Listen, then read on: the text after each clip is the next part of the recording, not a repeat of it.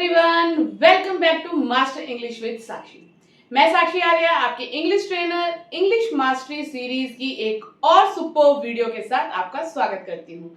आज का दिन है हमारा स्पीकिंग का, तो आज हम प्रेजेंटेशन प्रैक्टिस करने वाले हैं, साथ ही साथ कुछ डेली यूज सेंटेंसेस और लास्ट में कुछ सेल्फ टॉक। तो आज का हमारा टॉपिक है बेसिकली हॉस्पिटल। हॉस्पिटल के बारे में किस तरीके से हम कुछ लाइनें प्रेजेंटेशन अगर देनी हो तो कैसे दे सकते हैं, साथ ही साथ क्या डेली यूज सेंटेंसेस हैं जो हॉस्पिटल के रिगार्डिंग या हॉस्पिटल में हम लोग यूज कर सकते हैं, और साथ ही साथ 20 लाइन की एक सेल्फ टॉक होगी जो हॉस्पिटल से रिगार्डिंग होगी कि किस तरीके से हॉस्पिटल के बारे में हम खुद से बात कर सकते हैं, या जब उस इन्वायरमेंट में नहीं है तब प्रैक्टिस कर सकते हैं कि अगर वहां होंगे तो क्या क्या बातें हमें करनी है। तो आइए सबसे पहले शुरुआत करते हैं हमारी प्रेजेंटेशन के साथ।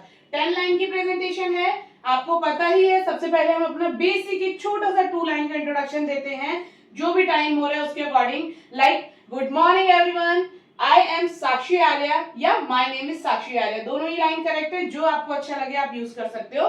Today I am going to speak about hospital. आज मैं हॉस्पिटल के बारे में बोलने जा रही हूँ। जो भी टॉपिक आपका होता है वो टॉपिक आपको यहाँ पे मेंशन करना होता है। प्रेजेंटेशन में मैंने हिंदी ट्रांसलेशन नहीं दिया है क्योंकि ये लाइंस आपको सिर्फ याद करनी है और बोलने की प्रैक्टिस करनी है। A hospital is a place where sick and injured people are treated. It is an important part of our society. Doctors and nurses work there to save lives. Hospitals have different departments like emergency, surgery and maternity. They have special equipment for diagnosis and treatment. Cleanliness is very important in hospital. Patients get medicines and care under expert supervision. Government and private hospitals both serve people. Every hospital teaches us the value of health and humanity. We should always respect doctors and nurses for their service. तो इस तरीके से ये 10 line की presentation है। सिर्फ 10 line इसलिए लेकर के आती हूँ क्योंकि छोटी प्रेजेंटेशन होगी तो आप बार बार रिपीट करके सुन सकते हैं। उसके बाद आपको ये लर्न करनी है। लर्न करने के बाद आपको ऐसे ही सामने खड़े होकर के प्रेजेंटेशन देनी है जैसे कि आप किसी को ऑलरेडी प्रेजेंट कर रहे हैं। मिरर के सामने करेंगे तो और ज्यादा इफेक्टिव होगा क्योंकि आप अपने एक्सप्रेशंस, आप अपनी बॉडी लैंग्वेज को अच्छे से देख पाएंगे, जज कर पाएंगे और करेक्ट कर पाएंगे। तो बात करते हैं आज के 20 डेली यूज सेंटेंसेस जो हॉस्पिटल के रिगार्डिंग या हॉस्पिटल में हम लोग यूज कर सकते हैं। I have to go to the hospital today. मुझे आज अस्पताल जाना है। The doctor will check my blood pressure. Doctor मेरा ब्लड प्रेशर चेक करेंगे। Please take your medicine on time. कृपया अपनी दवाई समय पर लें। The nurse is very kind and helpful. Nurse बहुत दयालु और मददगार है। I am waiting for my turn outside the OPD. मैं ओपीडी के बाहर अपनी बारी का इंतजार कर रहा हूं। My turn अपनी बारी, ठीक है। The patient is feeling better now. मरीज अब बेहतर महसूस कर रहा है। The hospital is very clean and peaceful. अस्पताल बहुत साफ और शांत है। Clean मतलब साफ, शांत मतलब peaceful. I have an appointment with the doctor at 5 p.m. मेरी डॉक्टर से शाम 5 बजे अपॉइंटमेंट है। जब हम जाने से पहले ही टाइम फिक्स कर लेते हैं तो उसे अपॉइंटमेंट बोला जाता है। वहां उनके रिकॉर्ड्स में हमारा नाम लिख दिया जाता है कि इतने बजे वो डॉक्टर से मिलेंगे। उसके लिए फिर हमें वेट नहीं करना पड़ता, आप ठीक टाइम पे जाते हैं और डॉक्टर से मिल लेते हैं। Please sit in the waiting area. कृपया वेटिंग एरिया में बैठिए। हर डॉक्टर के क्लिनिक के बाहर या ओपीडी के बाहर एक वेटिंग एरिया होता है कि जब तक आपकी बारी नहीं आती तब तक आप वहां पे बैठ सकते हैं। You need to get some test done. आपको कुछ टेस्ट करवाने की जरूरत है। You need to get some test done. The doctor prescribed me some medicines. Doctor ने मुझे कुछ दवाइयां लिखी हैं। The nurse changed the dressing carefully. Nurse ने सावधानी से पट्टी बदली। जब हमारे चोट लगती है या कोई घाव होता है उसके ऊपर पट्टी लगाई जाती है, उसे ड्रेसिंग बोला जाता है, ठीक है। I am here for a regular checkup. मैं यहाँ पर सामान्य जांच के लिए आया हूँ। रेगुलर चेकअप, सामान्य जांच। The operation was successful. Operation सफल रहा। Don't forget to bring your reports. अपनी रिपोर्ट्स लाना मत भूलना। The hospital staff is very cooperative. अस्पताल का स्टाफ बहुत सहयोगी है। कोऑपरेटिव मतलब सहयोगी, जो आपको अच्छे से कोऑपरेट यानी कि सहयोग कर रहे हैं। I need to take an injection. मुझे एक इंजेक्शन लगवाना है या मुझे एक इंजेक्शन लगवाने की जरूरत है। The doctor advised me to take rest. Doctor ने मुझे आराम करने की सलाह दी, advised me. I will collect the report tomorrow. मैं रिपोर्ट कल ले लूंगा। Thank you doctor for your care. धन्यवाद डॉक्टर आपकी देखभाल के लिए। तो इस तरीके से ये 20 डेली यूज्ड सेंटेंसेस हैं। अगर हॉस्पिटल जाना है किसी काम से, किसी को साथ में लेकर के, या खुद भी रेगुलर चेकअप्स के लिए, इस तरीके की वीडियो को आप देखें। उसमें से जो जो सेंटेंसेस आपको लगते हैं कि मुझे बोलने की जरूरत पड़ेगी, उनको प्रैक्टिस कर लें 2 बार 3 बार 4 बार, और वहां पे जाकर के कोशिश करें कि जितने आपने प्रैक्टिस करें एटलीस्ट उतने सेंटेंसेस तो आप इंग्लिश में ही बोलें।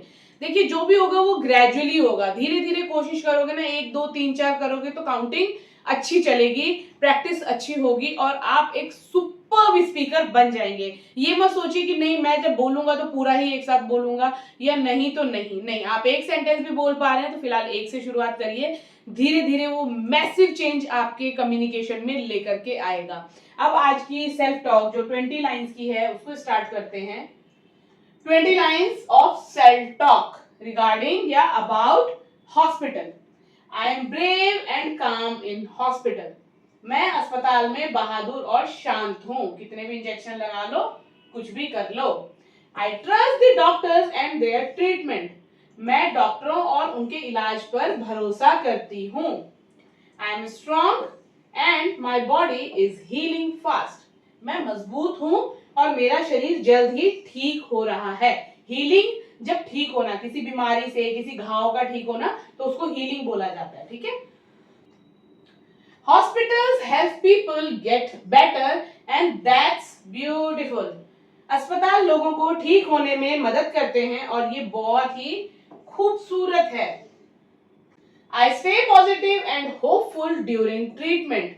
मैं इलाज के दौरान, ड्यूरिंग ट्रीटमेंट इलाज के दौरान सकारात्मक और आशावान रहती हूँ। पॉजिटिव, सकारात्मक, होपफुल, आशावान। I take my medicine with gratitude. Gratitude का मतलब होता है किसी को धन्यवाद देना या किसी का कृतज्ञ होना।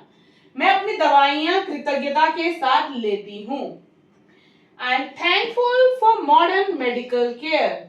मैं आधुनिक चिकित्सा सेवा के लिए आभारी हूँ, थैंकफुल हूँ। आई रिमेन काम इवन इन पेन। मैं दर्द में भी शांत रहती हूँ। इवन इन पेन मतलब दर्द में भी, और रिमेन मतलब रहती हूँ, काम, शांत। Every day I am getting healthier. हर दिन मैं स्वस्थ हो रही हूँ।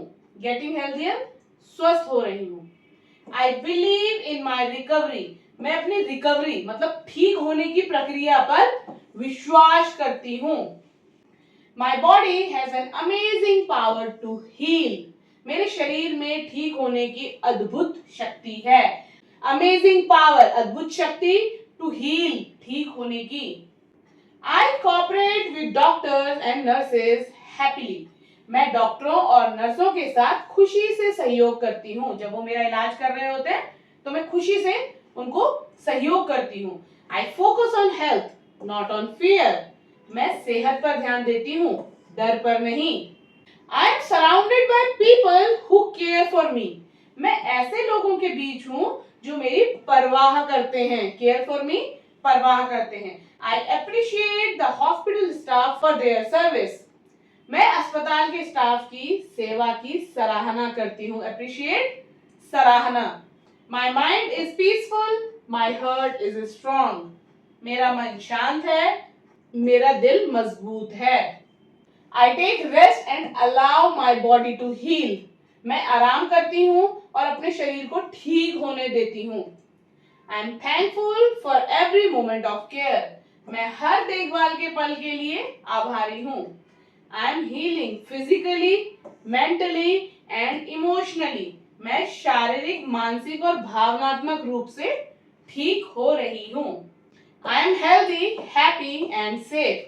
मैं स्वस्थ हूँ, खुश हूँ और सुरक्षित हूँ, या मैं स्वस्थ, खुश और सुरक्षित हूँ। इस तरीके की सेल्फ टॉक जो आपको दोनों तरीके से हेल्प करेगी। ये जो सेल्फ टॉक है ये वैसे भी हमारे लिए अच्छी है क्योंकि पॉजिटिव सेल्फ टॉक्स हैं, और साथ ही साथ अगर हम इनको इंग्लिश में बोल रहे हैं तो ये हमारे कम्युनिकेशन को भी अच्छा कर रही है। साथ ही साथ हमारे माइंड के जो थॉट प्रोसेस है जो हिंदी में चल रहा है उसको इंग्लिश में बदल रही है, जिससे कि बोलते समय हमें ज्यादा सोचना नहीं पड़ेगा, ज्यादा परेशानी नहीं आएगी। तो आप जानते ही हैं जिस दिन हमारी स्पीकिंग प्रैक्टिस होती है उस दिन वीडियो में हम 3 चीजें कवर करते हैं। सबसे पहली प्रेजेंटेशन जो कि 10 लाइंस की मैंने आपको दी, वो पूरी की पूरी प्रेजेंटेशन आपको नोट डाउन करनी है, लर्न करनी है, मिरर के सामने प्रैक्टिस करनी है जैसे कि आप किसी को प्रेजेंटेशन दे रहे हैं। हो सके अगर कैमरे को सामने रख करके आप उसे रिकॉर्ड कर सकते हैं वीडियो फॉर्म में और उसके बाद उसे देखें तो आप अपने आप में ड्रास्टिकली चेंजेस कर पाएंगे बिना किसी की गाइडेंस के। क्यों? क्योंकि आपको दिखेगा आप कैसे बोल रहे हो, आपका जो पोस्चर है वो कैसा है, बॉडी लैंग्वेज कैसी है, और अगली बार से आप उसे खुद ही ठीक करने की कोशिश करोगे। Self analysis is the best remedy, I must say. ठीक है, उसके बाद जो 20 डेली यूज सेंटेंसेस हैं वो डेली यूज सेंटेंसेस आप 2-3-4 बार देख लीजिए, जो आपको इजी लग रहे हैं उनको प्रैक्टिस कर लीजिए। कभी भी आपको उस एनवायरनमेंट में जाना पड़ता है या उस तरीके की बात किसी से करनी पड़ती है तो उनको आप इंग्लिश में ही बोलिए। और रही बात सेल्फ टॉक की, तो सेल्फ टॉक को जितनी बार सुन सकते हैं, जितनी भी बार आप सुनेंगे, ये सिर्फ आपकी लिसनिंग के लिए है, आपके माइंडसेट को भी अच्छा करेगी। साथ ही साथ इंग्लिश लिसनिंग की जो प्रैक्टिसेस हमें करनी होती है उसमें आपके लिए ये कंटेंट बहुत ही हेल्पफुल रहेगा। कोई भी डाउट, कोई भी क्वेरी होती है तो आप हमारे हेल्पलाइन नंबर पर या कमेंट बॉक्स में अपनी क्वेरी लिख सकते हैं, आपकी क्वेरी रिजॉल्व कर दी जाएगी। याद रहे ये जो व्हाट्सएप नंबर हम स्क्रीन पर दे रहे हैं ये सिर्फ व्हाट्सएप हेल्पलाइन के लिए है, प्लीज इस पर कॉल ना करें, कोई भी कॉल कंसीडर नहीं की जाएगी। आपकी जो भी क्वेरी है या तो आप कमेंट बॉक्स में लिख दीजिए या फिर आप इस नंबर पर व्हाट्सएप करके भेज दीजिए। वीडियो अच्छी लगी हो तो लाइक जरूर करें, ज्यादा से ज्यादा अपने दोस्तों के साथ शेयर करें। चैनल पर नए हैं या अभी तक भी चैनल को सब्सक्राइब नहीं किया है तो चैनल को सब्सक्राइब करके बेल बटन जरूर हिट करें, जिससे कि इस इंग्लिश मास्टरी सीरीज का आप हिस्सा बन सकें। मिलते हैं अगली वीडियो में एक और वंडरफुल टॉपिक के साथ। Till then keep learning, goodbye, take care.